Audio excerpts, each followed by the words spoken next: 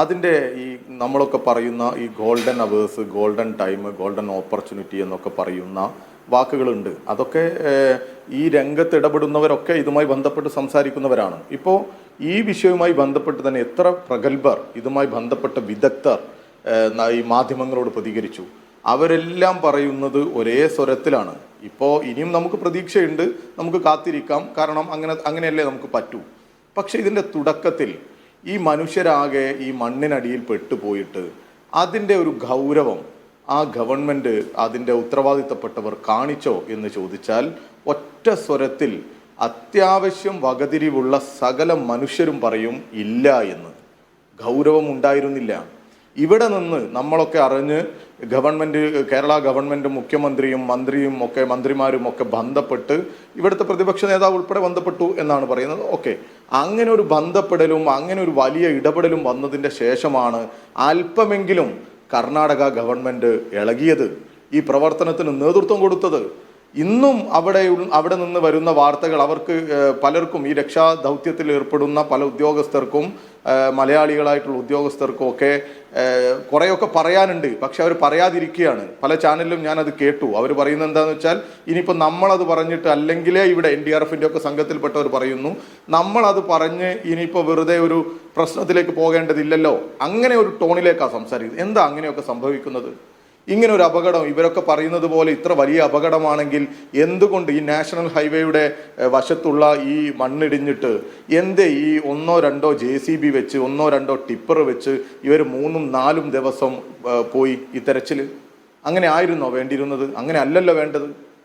ഈ സമയത്ത് നമ്മൾ ഈ ആക്ഷേപമൊക്കെ ഉന്നയിക്കുന്നത് ശരിയല്ല എന്നൊക്കെ ഒരു പക്ഷെ നമുക്ക് പറയാൻ പറ്റും. പക്ഷേ നാളെ ജനം നമ്മളോട് ചോദിക്കും, എന്തേ നിങ്ങൾ അന്ന് പറഞ്ഞില്ല എന്നുള്ളത്. ഓരോ പാളിച്ചകളും നമുക്ക് ഭാവിയിൽ തിരുത്താനുള്ള ഒരു ചൂണ്ടുപലകയായി മാറണമല്ലോ. അതുകൊണ്ട് തന്നെയാണ് ഞങ്ങൾ ഇതിനെ കാണുന്നത്. ഞങ്ങളാണ് നേരത്തെ തന്നെ ഞങ്ങളിത് ഈ വിഷയത്തിൽ ഉന്നയിച്ചു, സൈന്യം വരണം, സൈന്യത്തെ ഇറക്കണം ഈ മേഖലയിൽ എന്ന് നമ്മൾ നേരത്തെ തന്നെ പറഞ്ഞു. ഏറെ വൈകിയല്ലേ സൈന്യം വന്നത്?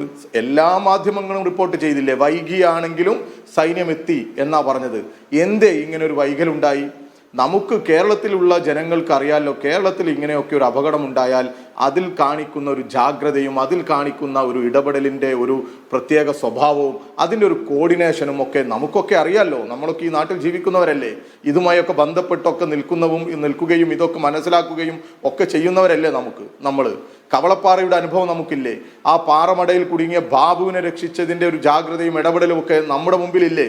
എത്രത്തോളം ചെയ്യാൻ പറ്റുമോ അത്രത്തോളം ഒരു ജീവൻ രക്ഷിക്കാൻ വേണ്ടി ശ്രമിക്കുന്ന ഒരു ഗവൺമെൻറ്റും സംവിധാനവും ഒക്കെ ഉള്ളൊരു നാടാണ് നമ്മുടെ നാട് കേരളം. ആ കേരളത്തിലെ ഒരു പ്രിയപ്പെട്ടവനെയാണ് ഈ കർണാടകയിൽ നമുക്ക് നഷ്ടപ്പെട്ടത്. ഈ മണ്ണിനടിയിൽ ഉണ്ട്, ഇപ്പോഴും ജീവനോടെ ഉണ്ട് എന്ന് വിശ്വസിക്കാൻ നമ്മളൊക്കെ ഇഷ്ടപ്പെടുന്ന നമ്മുടെ പ്രിയപ്പെട്ട ആ അർജുനെ വീണ്ടെടുക്കാൻ ഈ കാണിക്കുന്ന ഒരു ജാഗ്രത, ആ ജാഗ്രത നമ്മൾ പ്രതീക്ഷിച്ചതുപോലെ, കുടുംബം പ്രതീക്ഷിച്ചതുപോലെ, വിദഗ്ധർ പ്രതീക്ഷിച്ചതുപോലെ ഉണ്ടായില്ല എന്നുള്ളത് യാഥാർത്ഥ്യമാണ്. അതിൽ ഒരു തർക്കവുമില്ല. ഇപ്പോഴും നമ്മൾ ആഗ്രഹിക്കുന്നത് പോലെയുള്ള എല്ലാ ടെക്നോളജിയും, ഇന്നിപ്പോൾ പറയുന്നത് പാറ പൊട്ടിക്കാനുള്ള മെഷീനറികൾ വരണം എന്നുള്ളതാണ്. സാധാരണ ഇങ്ങനെയൊക്കെ ഒരു അപകടം ഉണ്ടാകുമ്പോൾ നമ്മളൊക്കെ ഏതൊരു അപകടം ഉണ്ടായാലും നമ്മൾ ആദ്യം അതിൻ്റെ രക്ഷാപ്രവർത്തനത്തിന് ഇറങ്ങുമ്പോൾ ആദ്യം തന്നെ റിസോഴ്സ് മൊബിലൈസേഷൻ എന്ന് പറയുന്ന ഒരു ഭാഗമുണ്ട്. അതിലേക്കല്ലേ നമ്മളൊക്കെ പോവുക. എന്തൊക്കെ വേണ്ടി വരും നമുക്ക്, അഥവാ ഈ അർജുനെ കിട്ടിയാലുള്ള സംവിധാനം വരെ നമ്മൾ ഒരുക്കി വെക്കും. അർജുനെ പെട്ടെന്ന് കിട്ടിയാൽ എന്ത് ചെയ്യേണ്ടി വരും എന്നുള്ള സൗകര്യങ്ങളൊക്കെ നമ്മൾ നോക്കി. ഇപ്പോൾ പറയുന്നത് പാറ പൊട്ടിക്കാനുള്ള മെഷീൻ പോലും നാളെ വരും എന്ന് പ്രതീക്ഷിക്കുകയാണ്. അങ്ങനെയാണ് ഓരോന്നും ഓരോ ഘട്ടത്തിൽ പ്രതീക്ഷിച്ചുകൊണ്ടിരിക്കുക. ഈ സകല സൗകര്യങ്ങളും എത്തിച്ച് ഒരു ഫുൾ ഫ്ലഡ്ജഡ് ആയിട്ടുള്ള സംവിധാനം ഒരുക്കി തെരച്ചിലിന് പോകേണ്ട സമയമൊക്കെ കഴിഞ്ഞില്ലേ? 6 ദിവസം പൂർത്തിയായി. ഇപ്പോഴും നമുക്ക് ഒരു ഉത്തരം തരാൻ പോലും അവിടുത്തെ ഗവൺമെന്റിനാകുന്നില്ല. ഇന്ന് മുഖ്യമന്ത്രി വന്നു, ശരി തന്നെ, ഇന്ന് ആ കമ്മീഷണറെയും നമ്മൾ കണ്ടല്ലോ. ആ കമ്മീഷണർ കഴിഞ്ഞ ദിവസം ആ ലോറി ഉടമയെ മനാഫിനെ മർദ്ദിച്ച രംഗം നമ്മൾ കണ്ടല്ലേ. മനാഫും ഈ ലോറി ഉടമയും ഇവരുടെ ബന്ധുക്കളും ഇവരുടെ കൂടെ പോയവരും ഒക്കെ പറയുന്നുണ്ട്. ഈ മനാഫിനൊക്കെ ആണെങ്കിൽ ഈ GPRSൻ്റെ ഒക്കെ സൗകര്യവും അതുപോലെ തന്നെ ഇതിൻ്റെ ഒരു പരിചയവും ആ സ്ഥലത്തെക്കുറിച്ചും ഒക്കെ ഒരു ധാരണയുള്ളവരാ. അവരെ ഒന്ന് കേൾക്കാനോ മനസ്സിലാക്കാനോ പോലും ഇവർ തയ്യാറായിരുന്നില്ല. വലിയ പ്രഷർ ഇവർക്ക് മുകളിൽ വന്നപ്പോൾ അവർ പറഞ്ഞ സ്റ്റേറ്റ്മെന്റ് ഇപ്പം നമ്മൾ കണ്ടില്ലേ, പല ചാനലുകളിലുമൊക്കെ അത് പ്രസിദ്ധീകരിക്കുകയും പല പത്രങ്ങൾ അത് പ്രസിദ്ധീകരിക്കുകയും വാർത്തകൾ വരികയൊക്കെ ചെയ്തു. ആരാണ് ഈ ഡ്രൈവർ? ഡ്രൈവർക്കാണോ ഈ ലോറിയുടെ ഓണർക്കാണോ കേരളത്തിലെ ഈ മന്ത്രിമാരോട് മുഖ്യമന്ത്രിയോടൊക്കെ ഇത്ര സ്വാധീനമുള്ളത്?